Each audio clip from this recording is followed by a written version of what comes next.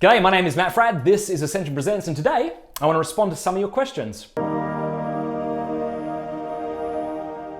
So over the last few weeks, as you know, I've been asking you to send me your questions below in the comment section or by tweeting at me, and today we'll see how many questions we can get through. The first question comes from Elizabeth Marie. She says, "Hey Matt, I have heard you say that sexual desire is good but lust is not. I was wondering what the difference between lust and sexual desire are, and how do you know when sexual desire starts to turn into or cross over into lust?" That's a great question, Elizabeth. I think one of the reasons many people think it's impossible to be sexually pure is because they think that sexual desire is synonymous with lust.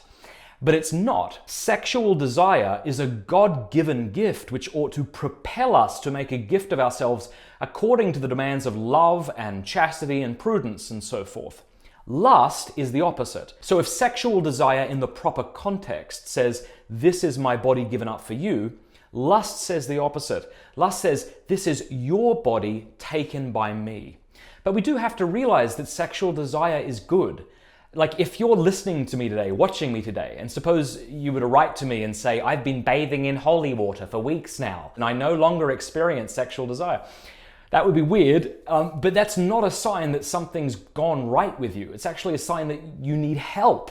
All right, so sexual desire is good. It's not the same thing as lust. Lust is disordered sexual desire.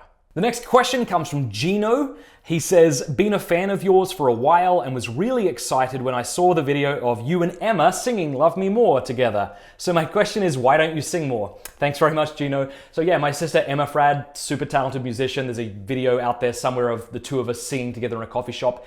I play guitar and I sing. Why don't I sing more? I don't know. I think ever since I had children, my guitar had to get put up high so they didn't destroy it. And because I put it out of the way, I didn't grab it as frequently. But I'm beginning to pick it up more often and sing to my kids at night. And so who knows, maybe I'll begin to do it more in the future. The next question comes from Zach. Thanks, Zach. You say, "How did you get started in public speaking ministry?" So I served with NET Ministries. NET stands for National Evangelization Team. I was with NET in Canada and then in Ireland. So in NET, they break you up into teams of men and women, and then you travel the country and you run retreats for high school students. It's a great ministry. And that's how I began speaking, I guess, publicly. And it just went from there. I was living in Canada when Catholic Answers reached out to me and asked me if I wanted to join them. And so we moved to San Diego and I guess, started speaking from then on. So there you go, that's how it happened. The next question comes from Delcy. You say, "Are you a cradle Catholic or a convert? Either way, I love how on fire you are for the Lord." I guess you might say I'm a revert, and I might have to do a whole other video on how that happened. But I was raised in the Catholic faith, but it wasn't until I went to World Youth Day at the age of 17 that I encountered the person of Jesus Christ and experienced a profound transformation in my own life. So yeah, I'm a revert. Thanks for the question. The next question comes from Patrick McFadden. He says, very simply, "Is guilt a virtue?" I'm not sure I would say guilt is a virtue. Aristotle says that a virtue is the mean between two extremes. So courage, for example, is virtuous, and it lies between foolhardiness and cowardice.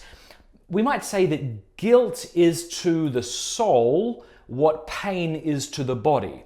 So if you never experienced pain, if you could, flick a magic switch and you never experienced any kind of pain, you could see why that wouldn't be good. I actually grew up with somebody who experienced very little pain because of a medical condition.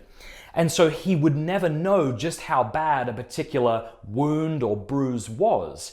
And so I think a properly ordered conscience will be able to detect when he has sinned and needs to repent. I think it's helpful to distinguish between guilt and shame. I like this distinction.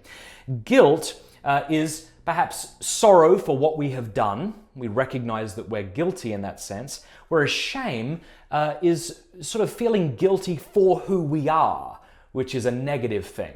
So I hope that helps. Next question comes from David, who asks, "How would you explain faith and reason, a Catholic notion heavily promoted by St. John Paul II? Thanks, mate." I would say not only championed by John Paul II, although he did write that fantastic encyclical called Fides et Ratio, which you ought to get, But of course, St. Paul talks about this when he says that, all men can naturally come to know God. St. Thomas Aquinas talks about this. The First Vatican Council defined definitively that we can know through reason alone that God exists. So you might think of it this way. Faith is to reason what a telescope is to the naked eye. Okay?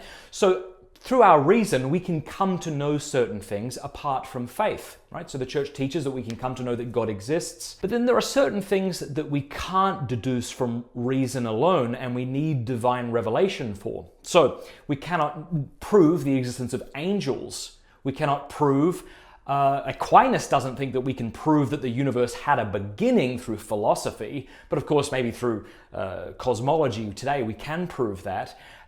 We can't prove the Trinity, Aquinas says. And so Aquinas offers a few reasons why we need divine revelation. Because he says we are directed towards an end, namely God, who surpasses our reason. And for that reason, God chose to reveal certain truths to us so that we can know them, sort of as axioms, right? This is the axiomatic truths from which we can now know other truths. So that's what Aquinas says. So, of course, the Catholic Church is a big champion of faith and reason. And again, if you haven't read Fides et Ratio, be sure to go check that out. It's free online. Okay, maybe we'll take one more question. This comes... oh, bugger. I don't know who this comes from. Question comes from Morgan Hawkins. He says, how did you get involved with giving talks at Steubenville conferences?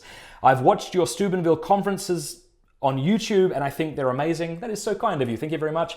Oh, gee, the reason I got started is I was living up in Canada, and Steubenville gave me a call and asked me if I wanted to give talks at Steubenville. And I said, what's Steubenville? And then I started doing it. So that's how it happened. Thanks so much for watching. I hope you have enjoyed this question and answers portion of these YouTube videos. If you'd like to ask me your question, just write hashtag AskMattFradd below. Please subscribe. And if you want to, choose to follow me on Twitter and Instagram. My Twitter and Instagram handle are @MattFradd. Thanks so much. Chat with you next week.